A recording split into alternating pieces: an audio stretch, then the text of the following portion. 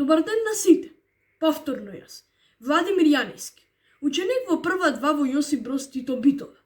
Во претходното видео јас ви раскажував повеќе за силите и на забавен и интересен начин ви ја представив силата. Но во ова видео ја сакам да зборувам повеќе за вториот Њутнов закон и исто така на забавен начин да ви го представам. Ајде да започнеме. Втори Њутнов закон. Накратко сакам само да ве потсетам за вториот Њутнов закон.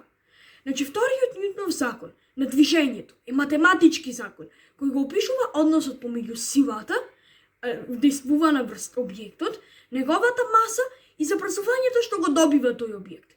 Се надевам дека за сега научивте основната формула, дека F еднакво на M по A, каде F ни е силата, изразена во њутни, M ни е масата на телото, а A ни е забрзувањето на телото. Во ред, но јас лично не сум огромен фан на овие дефиниции, бидејќи ако секој од нас може да ги научи напамет, ретко некој се годи што всушност може да ги разбери. Па зато, јас, бидејќи сакам секој од вас да ја разбери, ќе ви ја представам на забавен начин. Ајде да започнеме. Пример за втор Њутнов закон. Основната формула беше F еднакво на M по A, како кратко подсетување. И што можеме да видиме од оваа формула?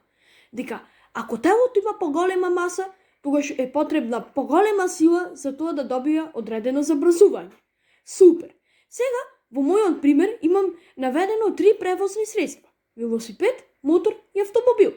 Секој од нив има различна маса. Велосипедот е 10 кг, моторот има маса од 100 кг, а автомобилот има маса од 1000 кг. Супер! Сега што мислите?